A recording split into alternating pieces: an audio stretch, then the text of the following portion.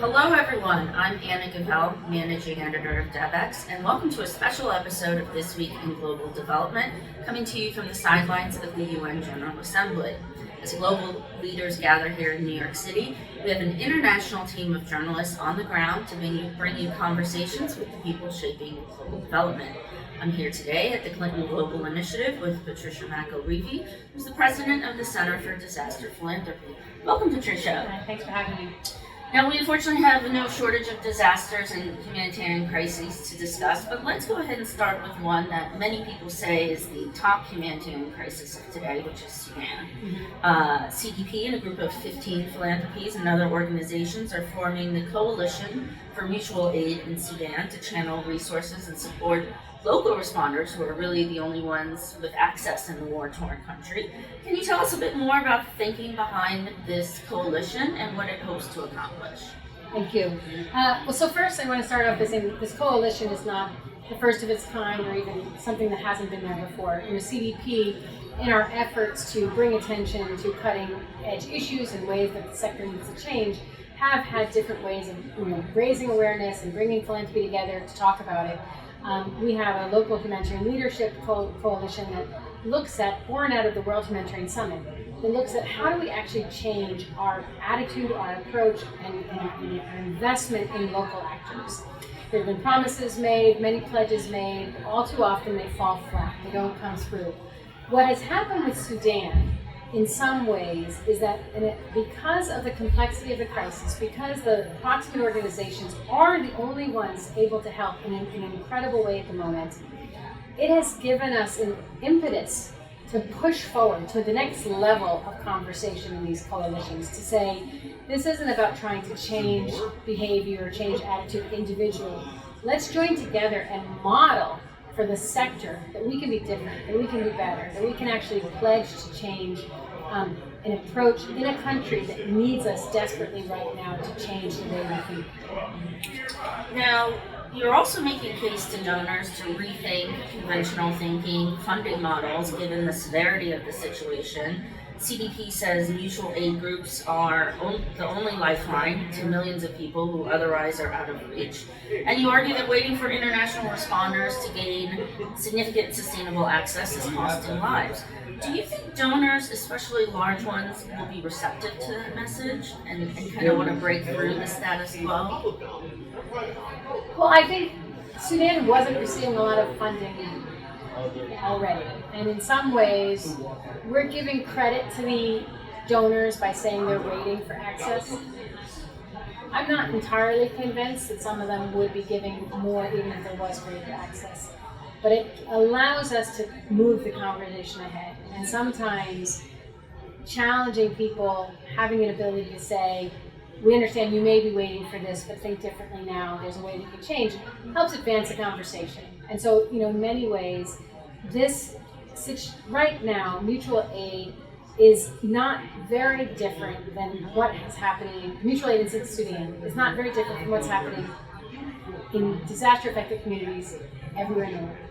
It happens in your hometown, in wherever that may be. It could be Florida, it could be Louisiana, it could be California. You have societies, you have communities that are helping each other, that are helping together. You have it in many other crises. But very often they are very quickly displaced by the larger organizations. And that's not necessarily always a bad thing. Sometimes the scale is so large that there's a need for just more assistance, greater levels of assistance. But it also, with the commitments that have been made related to localization, a lot of it is about recognizing that we have not been seeing what is already there. So what we're asking the philanthropy to do is see what is there already. Recognize that in some ways, it is the only way that the people of Sudan are receiving assistance right now. And while it may be convenient to write a very big check to a very large organization that you've heard of and that you know of that has commercials on TV, that's not necessarily what the people of Sudan need from us right now, because that funding will possibly get stopped at the border, right? Because they can't get the access, they can't move the product. It does not mean, by us saying help mutual aid organizations today means that helping a larger international organization tomorrow is wrong. What's happening in Sudan right now will need us all. It is vast. But what we're asking is don't wait until the perfect arrives. Because right now, there is the good enough.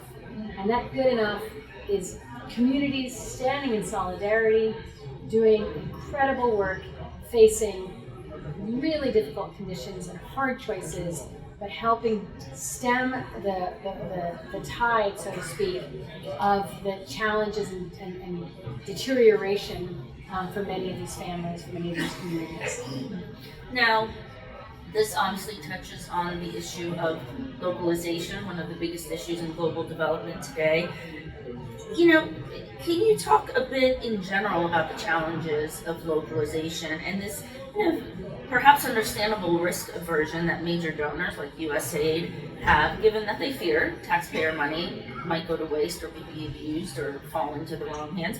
What are some of the challenges, and then how do you address them and really push this localization agenda and turn it from rhetoric into action? Well, I think risk aversion is what's holding us back, right? You can have risk sharing. You can have approaches that diminish risk.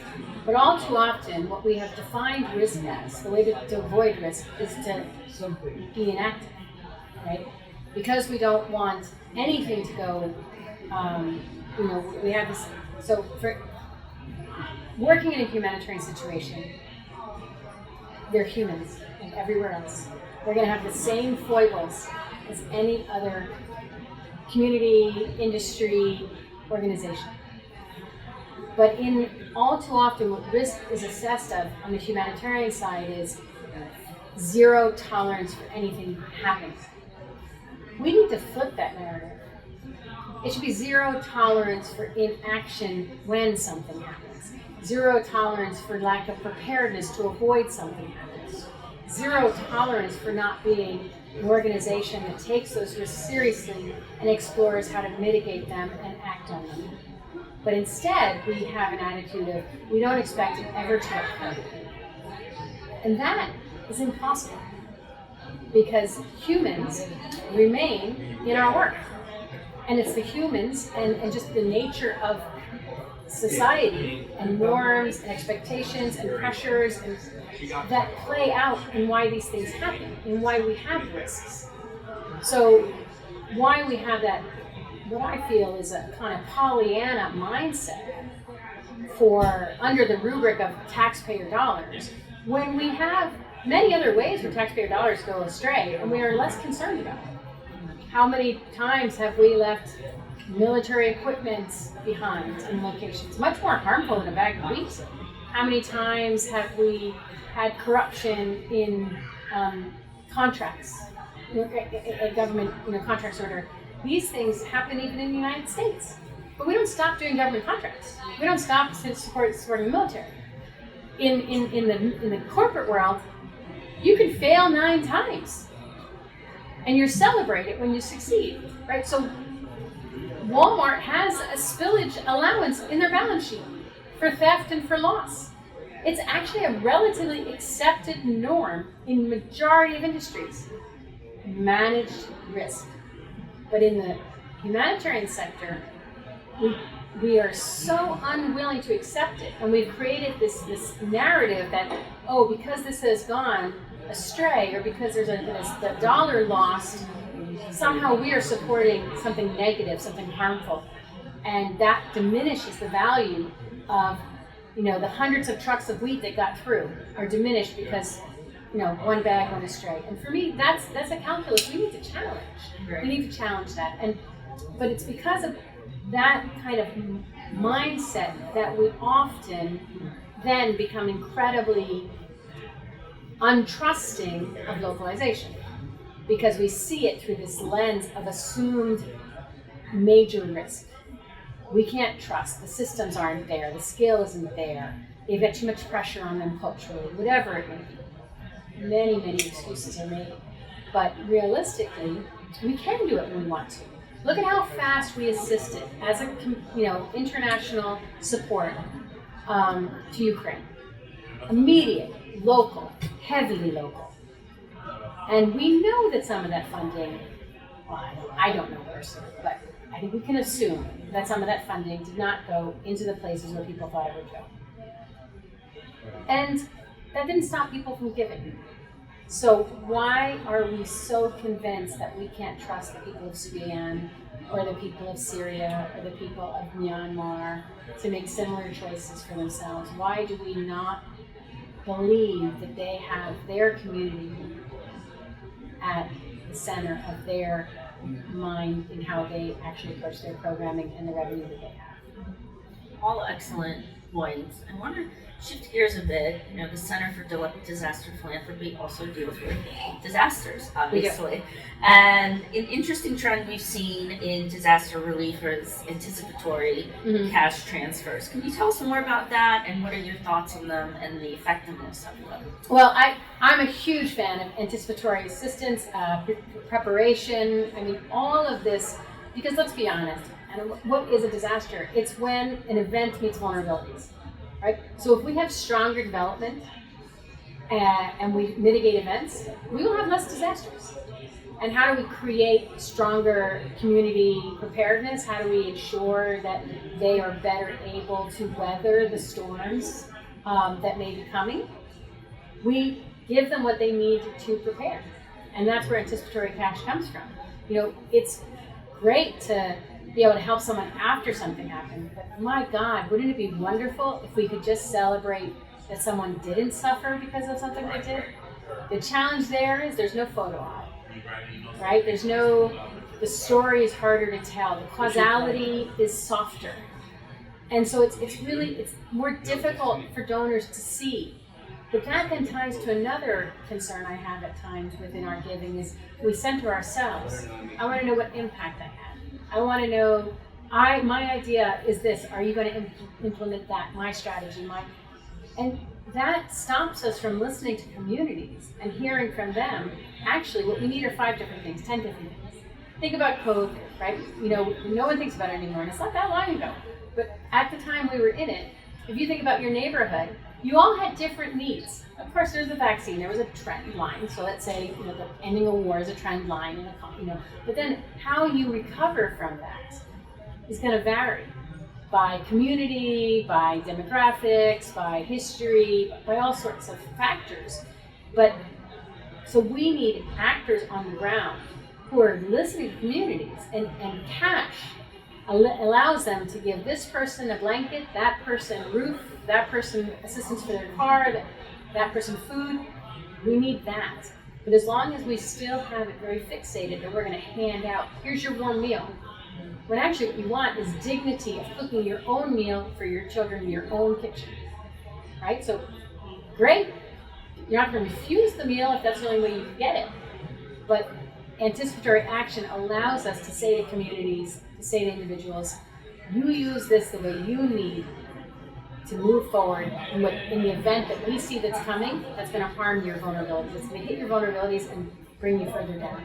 How do we help you stay on the path of forward momentum, of thriving, not surviving? So lastly, on the issue of anticipatory cash transfers, localization, some of the things we talked about, what, and particularly in relation to Sudan, what are some of the trends and changes that you hope to see on the horizon for global development, and perhaps Sudan especially? I would love to see us able to change the story of how we help, of finding successes that we can really raise up. Like, it's not you alone. I mean, again, why do sometimes people not give? Because they're like, well, what difference can I make? And I get that. It's hard. But that is a choice. That's a choice to look away. And what happens when, with this coalition, the modeling of behavior, to say, hey, here's a group that are actually going to get together and you can join with us.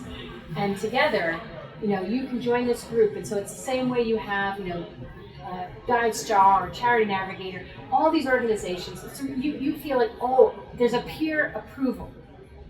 And I can go there. I can join with them because I'm not out on my own anymore.